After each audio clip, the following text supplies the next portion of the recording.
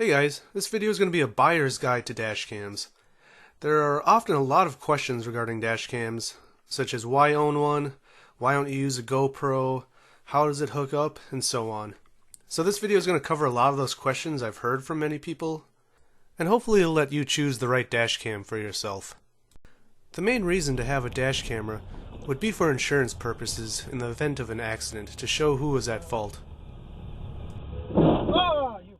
Now, in the event of an accident, you don't necessarily know if the other driver is going to be honest if it was their fault.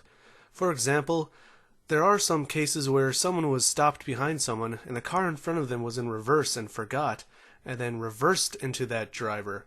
If that driver claims that you rear-ended them, more than likely they're going to get away with that. So a dash camera in a case like that is going to prove that you weren't even moving and that they actually reversed into you. So one of the first questions I always get is it a GoPro? Or why not use a GoPro? And there's a couple really good reasons why you wouldn't want to use a GoPro. So there are two main features any good dash camera should have. The first feature is that it needs to loop the video recordings. So typically, a dash camera will record 1 to 3 minute long segments and constantly be recording new segments. Once your memory card is full, it starts deleting the old footage. So that way you never have to go through your memory card and delete footage once the memory card is full. So GoPro isn't going to have a feature like that. Now I do know GoPros do have a looping feature, but it doesn't perform functionally the same that you would want in a dash camera. So I'm not even going to really touch on that because it's definitely a different type of looping feature. Now the other main feature every good dash camera needs to have is an auto power on and record function. So that means when you start your car, it needs to turn on and start recording. So typically dash cameras come with a 12-volt socket adapter for your car. So that way when you turn your car on, it powers on the dash camera and immediately starts recording. You can even hardwire dash cameras so that way you can reserve your socket for other devices like charging your cell phone while you're driving. So a GoPro doesn't really fit the bill for either of these features, so it doesn't make a very good dash camera. A lot of people suggest using one of those apps for iOS or Android, and that could be a decent option, but there's a couple big issues with using those. I have used a couple of them, and the biggest issue I came across was that it overheats the phone. Not only just using it on the charger for so long and recording video for so long, but having your phone sit up in the windshield eventually can cause overheating issues because the sun is beating down on it.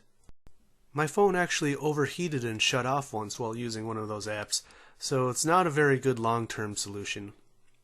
Another big issue with using an app like that in your phone is the fact that you're going to have to mount it in your windshield or on your dash every single time you get in your car, and then you're going to have to run the app. So that's not very convenient, and after a while, it's easy to get lazy and only use it once in a while. But then you might get into an accident finally when you weren't actually using the app. So you want something that's going to always be mounted in your window and you're not going to have to mess with it anytime. So that's the idea of something that's set and forget. Now I can't say this is true for all of the apps, but more than likely you're not going to be able to use any other apps like Spotify or Pandora while you're using it. And I use Spotify all the time while I'm driving, so that's something I don't really want to give up. Another thing is you're not necessarily going to be able to take calls. Again, this might not be the case for all of the apps out there now because there's a lot of them, but at least the ones I used, if I wanted to take a phone call, it would stop the recording, so suddenly I'm talking on the phone and no longer recording my driving. So just looking at this wall of dash cameras I have in my video, you'll probably realize that there's a lot to choose from. But there's going to be three main specs you'll want to look at: resolution, frame rate, and bit rate. Most cameras right now are 1080p, so that's typically advertised as full HD. There are some cameras out there that are still only 720p, but oftentimes those are really cheap cameras, or also for dual channel cameras, which means there's multiple lenses per system. But a lot of cameras now in 2015 are actually going beyond 1080p, so right now I would suggest not getting anything lower than 1080p, and even looking at some of the higher resolution cameras right now. Generally with 1080p, you're going to have a good enough resolution to read license plates nearby you, though. But don't expect to be able to read license plates like a hawk. From more than 20 feet away, you're often not going to be able to read license plates. But that's where those cameras with higher than 1080p resolution are going to come in. The second important spec to look at is the frame rate. Pretty much every camera on the market right now is 30 frames per second, but some are lower and some are higher. Anything lower than 30 frames per second shouldn't even be considered at this point, because the quality is just going to be too low. There are some that are higher than 30 frames a second, but they're not very common. Dash cameras below 30 frames per second are pretty rare too, but I have seen them pop up once in a while, and they seem to keep rearing their head, but they're typically only in dual channel systems, and typically only in really cheap dual channel systems. Now the third really important spec to look at is the bitrate. The bitrate is how much data is being recorded every second. So typically, cameras could have anywhere between 2 megabits per second to 20 megabits per second, but they're going to fall somewhere in between usually. It's typically advised to get a camera that has about 12 to 15 megabits per second. Any higher and you might just be using too much space on your memory card, and any lower the video quality might not be very good. Now just like with the frame rate and resolution, oftentimes the multi-channel cameras have a lower bitrate. This Blackview model has just over 8 megabits per second for the front camera and just over 3 megabits per second for the rear camera. The logic behind having the rear camera with lower specs is typically that you don't have to worry about what's going on behind you as much. If something happens behind you, it's likely not going to be your fault. The reason Blackview has a lower bitrate even on the front camera though is they advertise this as high compression. With a lower bitrate or higher compression, you're going to be able to fit more footage onto your memory card. But for 2015 and beyond, you're going to want to look for something that's at least 1080p, at least 30 frames per second, and at least 12 megabits per second, at least for a single channel camera. If you're looking to get a 2-channel system, you're still going to want to look for at least 1080p in both channels now, because in 2015, most 2-channel systems are going to be full HD in front and rear cameras. Now frame rate, there were some cameras last year that didn't even have 30 frames per second for both channels, but I would highly suggest still going with 30 frames per second minimum for both channels. And bitrate can vary quite a bit, but I personally wouldn't recommend anything less than 8 to 10 megabits per second for each channel. If you're expecting more than that, you're probably better off actually buying 2 separate cameras that have higher bitrate. The Mobius Action Cam can make a great secondary rear camera. It's really affordable at under $100 and has great video quality. It has up to 18 megabits per second and acceptable night quality footage. Now, it can make a great front camera also, but it's a little feature limited. So with this, I'm actually going to start talking about the special features that some cameras have. Now, a lot of these features are optional and not necessarily mandatory, but they can be very useful. Now, this is where choosing a dash camera for yourself can be a very confusing ordeal. There's so many different features out there. I tried to make a comprehensive list on all the different optional features that you should consider when purchasing a dash camera. Now, this first optional feature, supercapacitors, I would argue is actually a mandatory feature. A supercapacitor is sort of like the battery, and it'll take the place of a battery, but some dash cameras still use batteries. The issue with batteries, though, is recharging and decharging all the time eventually can kill the battery, and a supercapacitor can last longer. If you leave your camera in your car, it can get really hot in your car and damage the camera, especially if it's sitting right in your windshield. I know from personal experience, one of my cameras was sitting out in my windshield for about 45 minutes, and it was about 85 degrees Fahrenheit that day. When I got back out to my car, the camera wasn't working anymore. It was so hot I could hardly even hold it in my hand. So I got home, I opened the camera up, and when I opened it up I found the battery had expanded so much it started leaking acid. I checked the video footage, and the video footage was ruined. Even when I tried taking the battery out and just running it without a battery, all the footage was unusable, and the camera was beyond repair. So if you do choose to go for a camera that uses a battery, I would recommend actually taking it down whenever you leave your car out in the sun. Now this video I'm showing right now is actually on how to replace the battery in the Mobius with a capacitor, and I'll provide a link to that so you can see how you can do that if you choose to get a Mobius. But most cameras don't have the option to just swap in a capacitor, so unless you have a very specific reason you need to use a battery and not have it wired into your car with a 12 volt socket or a hardwiring kit, I would make sure to get a camera with a capacitor. Now, LCD screens is a feature that could be considered mandatory for some and not necessary at all for others. Personally, I don't think it's necessary, but just personal preference. My main cameras are my Blackview cameras, and they don't have screens on them at all, but they do have Wi-Fi, so that way if I want to change some settings, I can connect to the Wi-Fi and save the settings from my phone. You can also view files from your phone, but if you have a screen on your camera like this FineView CR2000G, you'll be able to customize the settings and view files right from the camera. There's a couple different ways how cameras will mark some files as important. That could be with a G sensor, a motion sensor, or some sort of locking function like a button that'll save a file as important. You'll see in this clip that I swerve, and my Blackview camera actually sensed my swerve and it marked it as an event. So all that really does is tags the file as an event instead of normal recording. So when I'm filtering through my files, I can actually just look for events, and that way it's easier to find that video clip. But the Blackview camera doesn't actually protect it like some cameras do. Some cameras will actually lock the file so your camera can't actually record over it. So that means eventually you'll have to erase all of those locked files. Other cameras like the FineView will actually let you designate how much space you use for event files. That way you could say only 20% is for normal recording. That way it starts deleting the normal recording files before the event files. In the end, I consider it a convenience feature though. If you can't get home within 4 or 5 hours more recording, then you should just take the memory card out.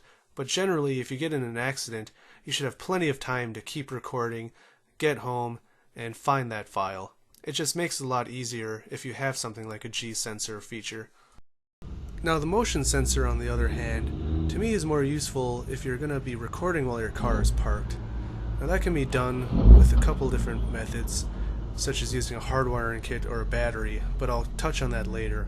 The motion sensor allows the camera to sit idly, and once it senses movement, it'll start recording. There's a few issues with motion sensors though. For one, a lot of the cheaper cameras don't start recording until a good 5 seconds after it detects motion, and at that point you might have missed what it was going to record in the first place. Now some of the nicer cameras like the FineView or Blackview cameras actually buffer the recording, so it'll actually save 5 seconds before it was triggered. But one issue is still the fact that if you're in a busy parking lot, it's going to constantly be triggered by every single person or car that moves by. If your main concern is someone backs into you in a parking lot but doesn't leave their information, a camera like this Blackview with a G sensor would be good enough because it's going to sense getting hit by a car even going a couple miles per hour. They're very sensitive. They're even sensitive enough to feel me getting into my car, so someone breaking into your car is going to trigger it. But at that point they might just see your cameras and steal your cameras, so it wouldn't protect you there. So when I used the motion sensor, all I did was fill up my memory card full of cars passing my car, so I eventually turned it off. Now some cameras like the G1W or the B40 or the A118 cameras actually have buttons to lock files. Now the point of that would be is if you see something or if something happens, you can quickly press a button on the camera and it'll lock that file or mark it as important. A lot of cameras don't have that feature, and personally I don't think it's necessary like the motion sensor either, but it can be convenient for some people. One issue several people have pointed out is you don't necessarily know where the file started. So a lot of the cheaper cameras, when you hit the lock button, for all you know, you are on another file already. You could be locking a file that is after what you were trying to save. So personally, I wouldn't become dependent on a feature like that. What I like is the G sensor on cameras like the Blackview that actually buffer the recording, and that way it saves 5 seconds before the event and 25 seconds or 55 seconds after the event. A lot of cheaper cameras just don't have a good enough motion sensor, and I'll show a real quick example of that. You probably didn't even catch it, but I just walked out of frame right there. I'll show it several more times, but what I did was I walked in front of the camera and waved my hand 5 times. My plan was to see how quickly it started recording and how many waves were recorded. The funny thing is, it didn't record any of it, and it just captured my arm leaving the frame on the left side. So if you want to use a G-sensor, a motion sensor, or any sort of locking function, I would highly suggest looking at one of the higher end Korean brands like FineView, Lucas, or Blackview, because they're going to be buffering the recording and make sure you actually capture the event that triggered it. Now if you want to be able to record while your car is off, like in a parking lot, or if you just want to save your 12-volt socket in your car, you're going to need some sort of hardwiring kit. There's also a couple different battery solutions if you want to record while your car is off. So a built-in battery can become useful here, but typically the built-in batteries in dash cameras only give about 15 minutes to 80 minutes of battery life. So if you go to a 2-hour movie and you want to be able to record for 120 minutes in the parking lot, you're going to need a hardwiring kit or an external battery. So this is the PowerMagic Pro Plus, just one of the many different hardwiring kits. This one was sort of pricey because I had to get it from Korea, and it adds 2 12-volt sockets. I paid $80 for this kit, but you can find more affordable options now, especially if you're just looking to hook up one camera. The reason I wanted this one though is because I could hook up a camera in the front and back, and it gave me the ability to control the power to each camera separately. I also wanted a more elegant and clean solution, so I didn't want to have to use 2 kits or some sort of splitter. Most hardwiring kits are just like this though. They typically come with a cable that plugs into your fuse box and a cable that plugs into your dash camera. Then there's typically some sort of box that'll cut the power to your cameras if your car battery is going too low. Most of these devices also allow you to set what that threshold is, so you could set it to 12 volts, or if it's in the winter and you don't want your car to go even as low as 12 volts, you can set it to 12.5 volts on some of these devices. Some of these devices, like this one specifically, lets you choose how long your device is going to be powered for. So you can set it for 6 hours, 12 hours, or even infinite hours. But whatever you set it at, it's going to cut the power to your camera after it reaches that time limit. Even if you don't plan on recording while your car is parked, I would still highly recommend a hardwiring kit because it's going to make your car look a lot neater, and you'll save yourself the 12-volt socket. You can easily hide all of the cords in your roof liner or behind your pillars. There's lots of videos on how to do that on YouTube, so I'm not going to really show how to do that in this video. Now if you live in a cold climate like I do, you might find out that the PowerMagic Pro or other similar hardwiring devices aren't good enough. When it got really cold and below zero here, I found out that with my cameras, my car just wasn't charging the battery enough, and it was cutting the power to the cameras almost immediately, or sometimes only after 10-15 minutes, because my car battery just wasn't holding enough power in the winter. So there's a couple different options for an external battery like the one I'm showing right now. This is made by AnyPower, a Korean company, and specifically made for dash cameras. But basically it acts just like the PowerMagic Pro, so it'll cut the power off from the car battery if your car battery's too low of a voltage, but then it has the built-in battery which it'll immediately switch to and continue to power your cameras. That way, when my cameras were only staying on for 5-10 minutes or cutting off immediately, it'll switch to these batteries, and these batteries will provide about 10 to 12 hours for each of my 2-channel systems. Now the issue with these devices though is if it's really cold, like in Minnesota, it's going to be using the batteries almost all the time when I'm parked. So when I'm at home, I actually turn them off, so that does add an annoying extra step for me. But if I ever go to the mall or somewhere, I make sure to turn these batteries on, so that way I know if my car batteries aren't going to be able to power my cameras, I'll have this to fall back on. The biggest drawback about devices like the T-Power Plus though is the price. They're all pretty much over $100, and that's more than what a lot of people spend on their actual dash cameras. But if you want to be able to record while your car is off, and you live in a cold climate that regularly goes below zero in the winter, then you might want to consider getting something like that. Regardless, I would still recommend getting at least a normal hardwiring kit, but again, it is an optional feature, so if you're not worried about recording while your car is parked or saving a 12-volt socket, then you don't even need to get one at all. Now, one feature that most high-end cameras have, or at least have an option for, is GPS. There's going to be a couple different reasons why you would want GPS. GPS can actually be used to set the correct time for you, and it can also track how fast you're going. Most dashcam users don't actually want their speed displayed because it's possible that could be used against you if you provide this footage in an accident and you are speeding. But those are the first two features a GPS device can provide for you. Most of these devices actually allow you to turn off the speed indicator, but some cameras like the Fine View, I found I wasn't actually able to turn off the speed indicator. The other feature GPS provides for you is your location data. So you can view your location data on software like this Registrator viewer while you're watching your video. So it'll show you in real time where you were while you're driving in the video. I personally don't think GPS is very necessary actually, and if any camera I purchased had the option to not have GPS, I would just go with no GPS. The small convenience of it automatically setting the time for you I don't think really outweighs the extra cost. But if you buy a high-end camera, you're more than likely going to get GPS built in anyways, so you won't have that option. But it is an important feature that's worth considering. Now, another feature that's typically only in higher-end cameras is Wi-Fi. Wi-Fi can be used to connect your tablet or your smartphone to your dash cameras. That way you can view video files, save video files, or just change the settings on the camera.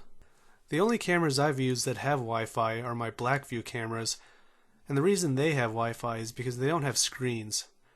I would assume that any camera that has a screen doesn't necessarily need Wi-Fi because you can change any of your settings on this actual camera and you can view the files on the camera. But one nice thing about Wi-Fi regardless is the fact that you can make backup copies to your phone or tablet.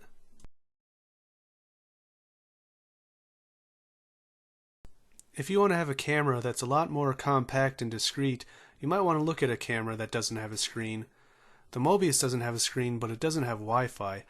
So at that point, you would need a tablet or a phone that has USB to go, and there's actually an Android Mobius app, so you can plug the Mobius into your tablet or phone and customize the settings from there.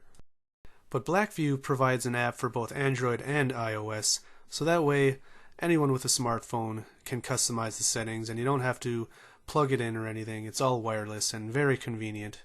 You can also turn the Wi-Fi off on the dash camera and have it set so the Wi-Fi is only on when you manually turn it on to save power. Blackview's app actually lets you watch a live feed from the camera, and at first it sounded really cool, but it's basically only useful for setting the camera's angle because it'll only work from about 40 feet away. So I wouldn't expect any sort of live surveillance of your camera from really far away, but it is sort of neat to show off. I'm not aware of any other cameras actually that do this. I wouldn't buy into the hype because Blackview does advertise the feature quite a bit, but its use is pretty limited. Now there are a lot of multi-channel systems out there. Typically there are only 2 channels, which means there's 2 cameras recording to one memory card. So there's going to be one processor processing all of the video. It just makes it more convenient if you don't want to have 2 memory cards, and that way you can look through your video files in one device. The main drawback behind these multi-channel systems is they pretty much always have lower quality video, and that's because it's going to be one processor recording several feeds of video at the same time. So typically they would have lower resolution or lower frame rate or lower bit rate. In 2015 we're finally starting to get numerous cameras that have front and rear full HD and higher bit rates, but even then you're still going to have lower quality than any single channel system. There even are some 4-channel systems out there, but historically they've just been really low standard def quality and not so great at being able to see detail.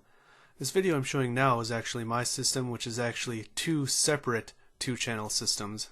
So it's a total of 4 cameras, but they're recording to 2 memory cards. So this allows me to have full HD in front and back, and then also 720p in each side window. But this setup is hardly necessary, and a front and rear channel system would be more than enough for most people. Even just a single front camera is better than nothing and actually provides most of the information you're going to need while driving. But if you do want multiple channels and don't want to give up video quality, then you're going to have to go with separate single channel systems. But if you do want multiple channels and don't want the complications of having multiple separate single channel systems, I would highly recommend looking up the cameras you're looking at and checking out what kind of video quality they have. There are some pretty popular cheap 2-channel systems that don't even provide full HD, so it's something to look out for. Now, a few of the higher end cameras out there actually have multiple memory card slots. Some of them will even have memory card slots for full-size SD cards. The benefit of that is you'll be able to use much higher capacity memory cards than the typical 32 to 64 gigabytes supported by cameras that only support micro SD. So having 2 memory card slots will allow you to expand your memory capacity even more. Cameras like the FineView allow you to set the specific types of files that are saved to each memory card also. An example of this would be using the full-size SD memory card for just parking mode videos. If you're using the motion sensor like I mentioned before, you could fill up your card with just a bunch of cars driving past. So this gives you the option to have a dedicated memory card just to those files. One more option that some people like to use is a CPL or circular polarizing lens. The benefit of using a CPL is that it can block some of the light entering into the lens. So basically, it's going to reduce glare in your windshield. Now it can provide a better picture, but there are some drawbacks. It's going to provide a darker image, so that means at night you're going to want to take it off. The other issue is there is a little bit more motion blur, I've noticed. What I'm showing here is a CPL designed for a custom-made bracket for my Blackview cameras, and I used it at first for quite a while, but after a while I kept forgetting that I had it on, and then at night the image is too dark. And also I didn't really like the motion blur that I seemed to be perceiving, and I ended up just not using it anymore. So I personally don't use CPLs anymore just because I got too lazy and I didn't want to have to keep taking it on and off all the time. I will admit overall it does provide a much better picture during the day, mostly because of the reduction in glare. But for me personally, what was supposed to be a set and forget device suddenly became something I had to mess with every single day. When it comes to mounting your dash camera in your car, there's going to be a lot of different options. Your camera is going to come with something that will work specifically for that camera. This one right here is for one of my FineView cameras. So this will only work with the specific FineView camera, and then it's going to use a 3M adhesive to stick to your windshield. A lot of cameras use mounts like this. I'm not a huge fan of them because I think it gives the camera sort of a bell shape. So the camera hangs below the mount, which I'm not a big fan of. But it is pretty compact still. Now this is the Blackview 3500 mount, and the reason why I really like the Blackview cameras is the fact that they are really small and they're really compact, but they also don't have that bell-shaped design I really dislike. So this way you can mount it under your mirror and it doesn't hang very far down below. But those mounts are made specifically for those cameras. Some of the cheaper cameras like the Mobius just use something like this. This is just a standard suction cup mount with a standard screw mount on the bottom. So numerous cameras like the Inav line of cameras or the Mobius will fit this universal camera screw mount. Having one of those cameras will make finding mounts a lot easier for your camera. Whereas some cameras like the G1W will come with a suction cup mount like this, but will have a proprietary connector at the top. This mount is just another generic mount, just like the suction cup mount, but it has an adhesive on the bottom instead. So same basic idea, but it's a lot harder to take off, and you're going to want to use this if you want a permanent solution. Some dashcam owners have used these bicycle bar mounts and mounted them to the back of their mirror, and that way you can mount something like a Mobius right under your mirror, and it's not on your windshield. So here you can see two of the most popular cameras. The one on the left is the G1WC. Then the one on the right is the Mobius. So these are both really cheap cameras, and they use these standard suction cup mounts, which I'm not a big fan of, because like I said, they sort of hang down like a bell, and I think they're too noticeable in your car. Now there's some cameras that use a very proprietary mounting solution. This is the Street Guardian SG9665. It's based on the really popular B40 or A118 camera, but basically it has a mount plate that just sticks to your window, and then the camera clips onto it. That way the camera will actually be right up against the glass, and that'll actually help reduce glare quite a bit. So there seems to be an infinite number of types of mounting solutions, so it's really important to look at what fits your needs, because if you want something that's very discreet and you want to have it in your car at all times and might be worried about someone breaking into your car and stealing it, you might want to look at cameras like the B40 or A118 or the Blackview cameras that have a very discreet form factor. From left to right, I have the VWTech VW898, and then the Street Guardian version of the B40 or A118 camera, and then on the far right there's the Blackview DR650 GW. So as you can see, this is actually in very harsh direct sunlight, and in some light conditions, even during the day, it's really hard to see the Street Guardian or the Blackview, but cameras like the VWTech are very noticeable. And again, a lot of it comes down to the fact that they're hanging down so far below the mount. So I would take serious consideration on how the camera is going to be mounted in your car if you're purchasing a dash camera. So I know this video was very, very long, but there's just so much to cover. If you're looking for a camera that's under $100, there's a couple different options like the G1WC or the Mobius. But then right off the bat, one has a screen and one doesn't.